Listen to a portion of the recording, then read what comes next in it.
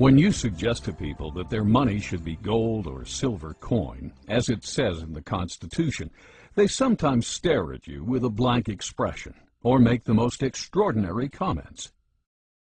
Do you feel that our paper currency should still be backed by gold or silver? I think there should be a backing for currency, otherwise there's a temptation to run it out and make too much of it. I'm not really sure what you mean. Like change the color of our money or something, or? I buy silver. Gold. I don't know a lot about the subject, but I would say just because of counterfeit. I think it should, but unfortunately it isn't. Okay, why do you think it should? I don't think the current system is stable. These statements by everyday American citizens show how little people understand the intentions of the Founding Fathers. As the Constitution itself says, it is the supreme law of the land. And therefore the Constitution ranks ahead of any statutes of Congress, any statutes or constitutions, for that matter, of the states, and decisions of the courts. And any law or decision of the courts that is inconsistent with it is to that extent void. It's not a law at all. So, what's going on here? Why does the Constitution clearly state that our money shall be coin, yet we are using government-issued, supposedly official, paper dollar bills? And we can't even redeem these for silver any longer. And why does Thomas Jefferson, the very man who drafted the Declaration of Independence and co-authored the U.S. Constitution, warn us about banks and corporations? Something is off here. The Federal Reserve System, to most people, seems like it is an agency of the federal government. That's what I thought it was when I first started to research this topic. But it turns out that it's nothing of the kind. The Federal Reserve is a hybrid organization. It's a partnership between the federal government and the private banks.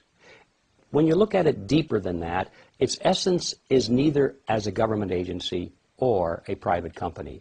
In reality, it is a cartel. In other words, it's no different in essence than a banana cartel or a sugar cartel or an oil cartel. It's a grouping of the large private corporations in the field, banking, who have come together to create agreement between themselves to limit competition, to preserve their profits, and to make sure that no newcomers come in and take away their position. That's what cartels are always designed to do. And it's a shocking thing to realize that something as prestigious as the Federal Reserve System, at its core, is nothing more or less than a banking cartel with exactly those same objectives. The motivation for Congress to go into partnership with the elite bankers who formed the Federal Reserve is clear. Endless amounts of money could effectively be printed up and lent to Congress.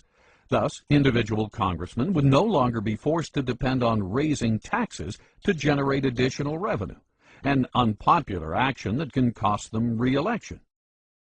Ironically, if there were no Federal Reserve, there may have been no need for an income tax. The country did fine without it for 137 years. The income tax amendment was introduced the same year the Federal Reserve System was formed, 1913. Coincidence? Prior to the formation of the Federal Reserve System, the country never did better. In fact, that was the problem, at least for the major banks. Capital formation, also known as savings, was happening all over America. Other than panics, many of which were caused by unethical lending practices, America was doing great. So much so, the big New York banks were losing business. But why isn't the mainstream media telling us this story? What would motivate them to refrain from a critical interpretation of banking history and the Federal Reserve System, especially today, when they broadcast critical, even intimate reports on every other aspect of life? I consider the Federal Reserve Act and the creation of the Federal Reserve as being unconstitutional. It gave the government then the power to create legal tender out of thin air, that is, to create paper money. And although they didn't do that overnight, between 1913 and 1971, that is exactly what happened.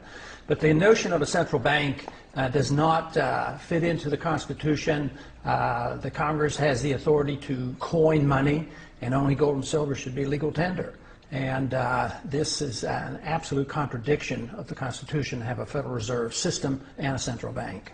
Not a lot of American people understand it, and I would add that probably not too many people here in the Congress understand it either. I think they see it as a convenience, and I think a lot of other people see it as a convenience because they think they're protected by the type of system that we have. But a fiat monetary system or a paper money system is merely a system where the government has this power and authority to dictate and insist that a piece of paper is legal tender. And even members of the banking committee have come up to me and they said, "You mean our dollar isn't backed by gold anymore?" Not realizing that the Federal Reserve really accommodates big government bureaucrats and politicians. There's another major problem with the system, in that the system is a cartel structure, which means that they've taken all the banks in the country and put them into one economic unit that's essentially regulated from the top by the Board of Governors of the Federal Reserve System. Comes 1932-33, you had the crash. The Roosevelt administration came in. One of the first important pieces of legislation that was passed was the National Industrial Recovery Act of 1933. And the National Industrial Recovery Act of 1933 did for all industries in the economy the same thing that the Federal Reserve System did for the banks in 1913. It created a cartel structure. All the steel producers were in one group, poultry people were in another group, mining people were in another group, and on top of this whole thing was something that looked like the Board of Governors called the National Recovery Administration. The National Industrial Recovery Act was challenged as to its constitutionality, and a case went to the Supreme Court in 1935, the Schechter poultry case. And the Supreme Court unanimously declared it unconstitutional. They said this kind of delegation of power by Congress to private parties is, and this is an exact quote, unknown to our law, unquote. You couldn't find it anywhere by any method of interpretation, simply unknown. Well, the difference between the National Industrial Recovery Act and the Federal Reserve Act is essentially zero. The peculiarity here is that the Federal Reserve Act has never gotten that question to the Supreme Court. Let's take a second look at the words of Thomas Jefferson. A deeper look at exactly who owns and operates the private banks known as the Federal Reserve System, and what their mission statement might be. The banks and corporations that will grow up around them will deprive the people of all their prosperity.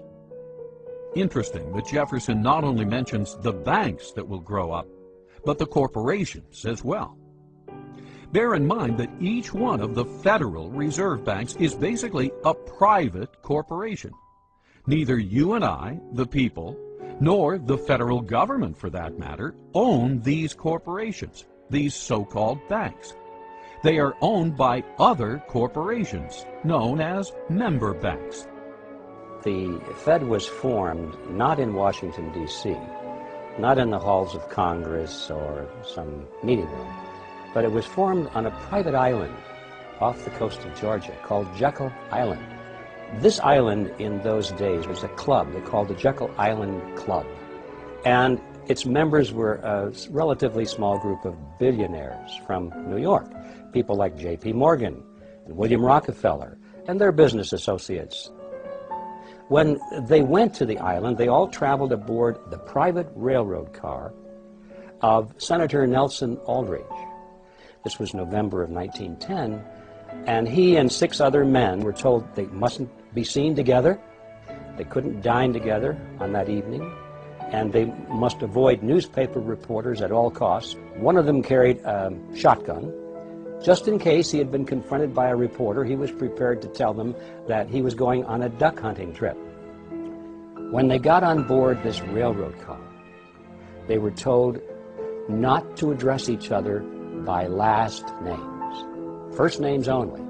And 2 of them even went further and they adopted code names. They were concerned that the identities of all of these 7 men might be known to the servants on board the car, and that the servants might talk about it. And in that fashion, the word would get out. Even when they got to the island and went to the clubhouse, they had replaced all of the normal servants with new servants who didn't know any of these people. And they created the Federal Reserve under those kinds of conditions of great secrecy. I can assure you that very few wars of history have ever been plotted under conditions of greater secrecy than that. According to accidental releases of Fed stockholder information, as of 11:05 a.m., Tuesday, July 26, 1983, 5 member banks own 53% of the stock in the Federal Reserve Bank of New York, the most major of the 12 Federal Reserve banks around the country. This is a controlling interest in the controlling bank. The major stockholders of this major bank, however, are confidential. No one, not even the government or the President of the United States, knows who they are, nor can they find out. We all began to lose track of this ownership on Tuesday, the 26th of July, 1983. Only a small group of elite insiders knows who these owners or controlling agents are in present time. Does this sound like a Thomas Jefferson operation? Does this so-called Federal Reserve System sound like something Ben Franklin, the man who invented the pot-bellied stove and co-authored the Constitution, would set up? Or does this system sound more like something George Orwell would write about in his nightmare book, 1984? Again, G. Edward Griffin. In those days, there was a great deal of concern among the American people about the concentration of financial power in the hands of a few very wealthy and powerful financial interests in Wall Street. They called this the money trust. And the cry in those days was to break the grip of the money trust. And one of the primary purposes of the Federal Reserve Act, as it was promoted to the American people, was just that, to break the grip of the money trust. They were going to write a law that was going to take the power away from these people and put it in the hands of their trustworthy politicians, you see. Put it in the hands of the people through the electoral process. That was the propaganda behind the Federal Reserve System. So what's the purpose of the secrecy? It's because when you look at the list of these people who went, they were the money trust. They were the representatives of the banks, of J.P. Morgan, the Rockefellers. They represented Kuhn Loeb and Company, Warburgs in Germany and the Netherlands, and the Rothschilds in England. This was the money trust, not only of the United States, but of the world. Had that fact been known, who these people were that were drafting the Federal Reserve System, the trick would have been exposed, and the public never would have adopted the Federal Reserve Act as, in fact, they did. When you think about the significance of the Federal Reserve Act being passed under those conditions, the American people didn't know, but it was banking interests that were behind it. Powerful banking interests, because they wanted their assets protected. They wanted the Federal Reserve to be the lender of last resort. So if they had been loaning out and risking the money, and these loans go bad, instead of having the market take care of this, they wanted bailed out. And this is why it was a tremendous popular thing to do for the banks and, of course, the big business people who were borrowing the money. So it was very, very special interest directed, and it was designed for the elite. And even today, a lot of people don't quite understand that. So it's an educational job as well outside of Washington, but hopefully someday people here in Washington, especially the members of the Banking Committee, will gain some interest in this subject, because ultimately we will have to address it. Where does Congress get most of its funding? I would like to say from us, but I'm sure they have foreign investors that they also get their money from. Okay. Taxes. People? Government?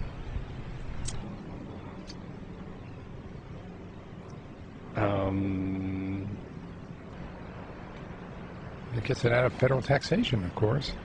from taxes, but if you mean today, a great deal we're getting from China buying treasury bills. They print it.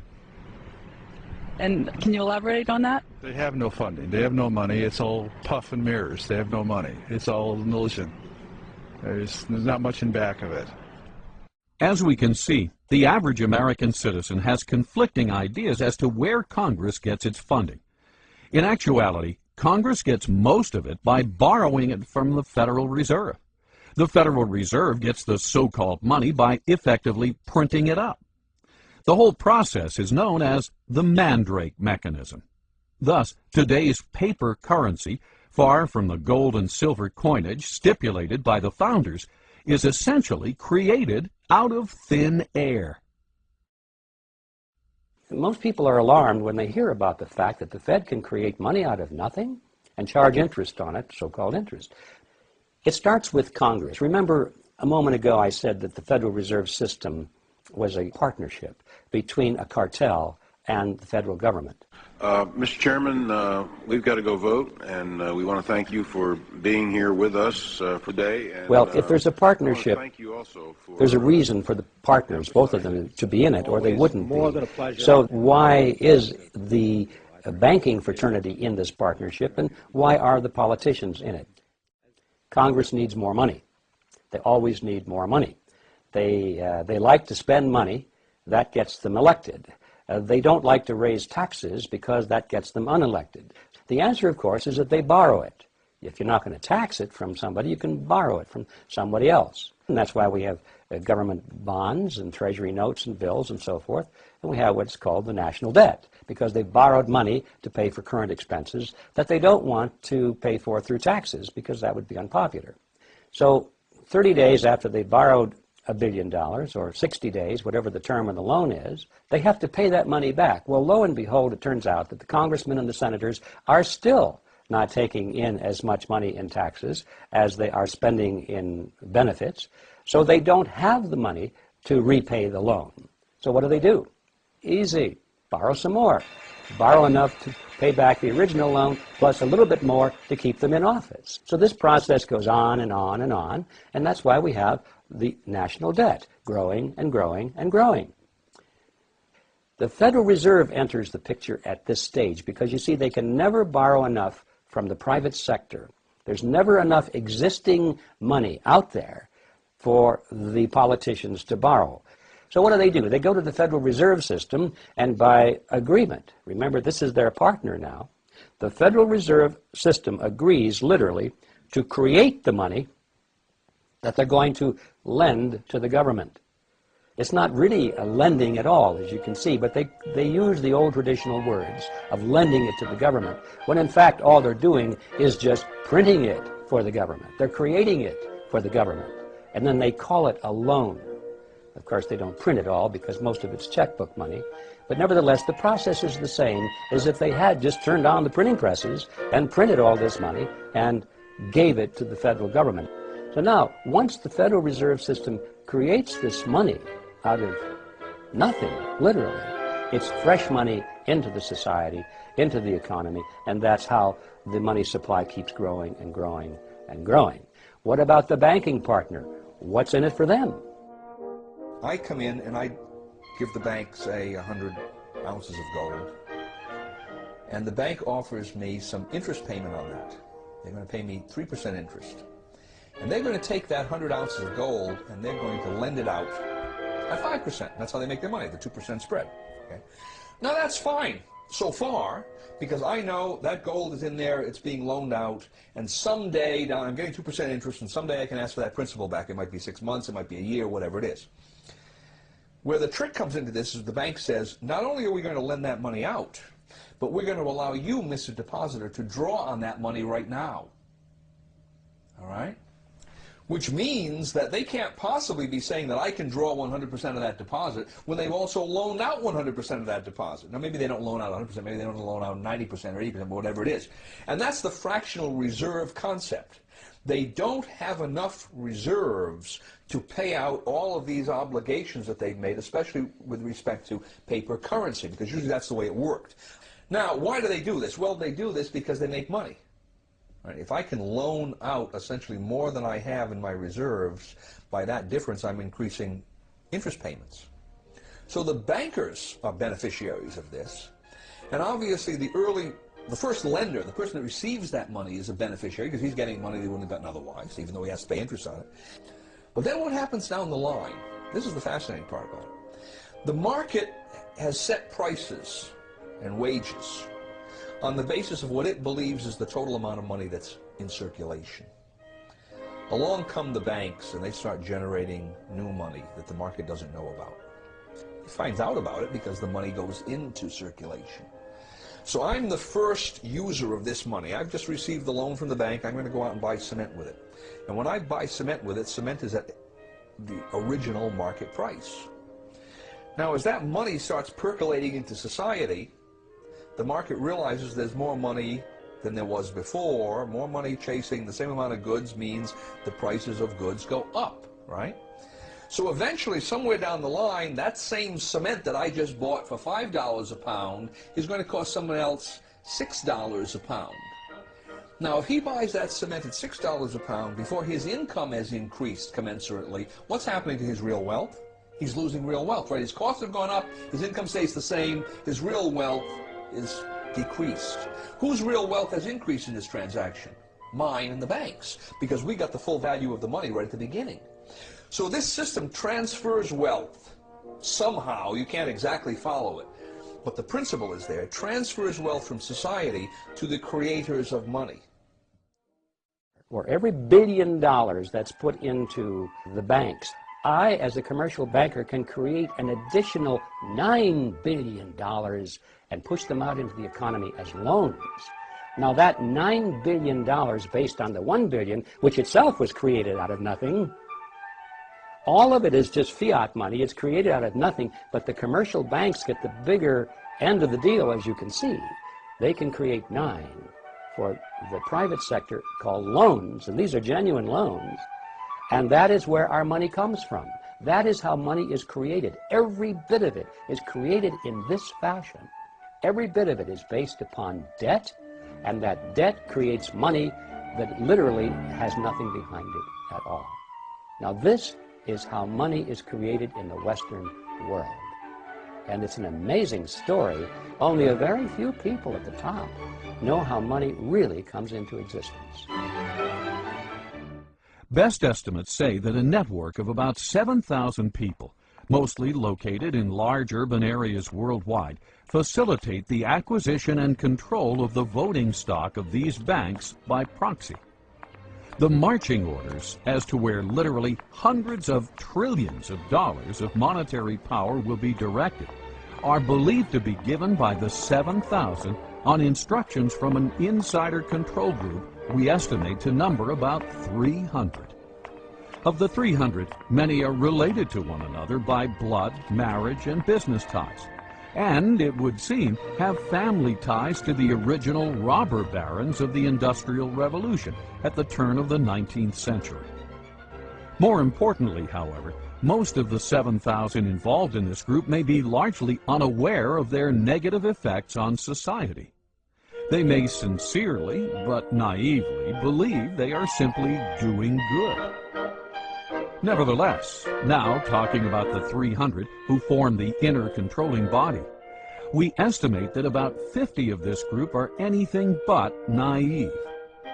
Thus, having successfully established the ultimate money-making machine, the Federal Reserve System, this nefarious cartel of tyrants is in a position to literally acquire control over the assets of the world, deprive the people of all their prosperity, as Thomas Jefferson would say.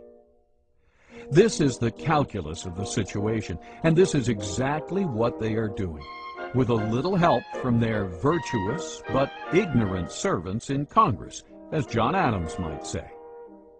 Yes, the Founding Fathers must surely be rolling over in their graves.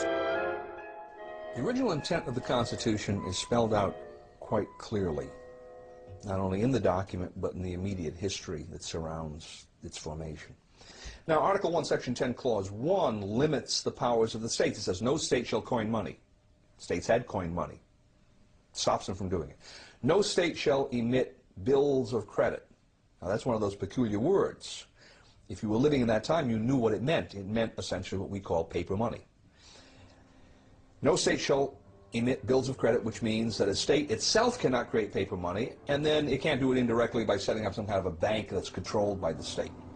Third provision in that clause is, no state shall make anything but gold and silver coin a tender in payment of debts. And notice the language, no state shall make anything but gold and silver coin, meaning states can and should make gold and silver coin a tender in payment of debts. But the historical background shows absolutely clearly that paper money was not going to be allowed at the national level or the state level. And the very interesting point here is that the same people who wrote the Constitution had been to a large extent in control of the states and of the Congress under the Articles of Confederation during the War of Independence. These people had emitted large amounts of paper money. The states did it, Congress did it. When that Congress did it, was called the continental currency, and most people are familiar with the phrase not worth a continental. Paper money depreciated so radically in value that it was essentially worthless. Those same people looked back at what they had done only a few years earlier and said, we're not going to do this anymore. The inflation isn't rising prices. The inflation is the government's program of increasing the supply of money, which devalues the currency, and that causes the prices to go up. Inflation, that is the destruction of money, eventually wipes out the middle class. The best example in the 20th century being what we saw happen in Germany. As the runaway inflation came, the middle class got wiped out. In the early stages, of course, somebody benefited. Eventually it hurts everybody. But in this country right now, we have constant insidious inflation. So there's a transfer of wealth from the poor and the middle class to the wealthy. But because it affects the business cycle and causes prices to go up in general, who suffers the most? The people who can afford it the least. That people on fixed incomes, low middle income people, poor people. I think it especially hits hard low middle income people who are trying to make it on their own and won't go on the dole, because their prices go up more and they're the first ones to lose their job when the business cycle turns down. The Federal Reserve, by increasing the credit, creates the boom part of the cycle, but then there's always the resulting downturn of the cycle when unemployment rises. We're always live. It's almost impossible to believe that the all-powerful dominant media, what Bill O'Reilly calls the elite media, would endlessly cover all these issues, yet be silent on the very subject that is common to all of them: money, and the entity that creates and manages the so-called money supply, the Federal Reserve System. Why is this? One can never watch enough television.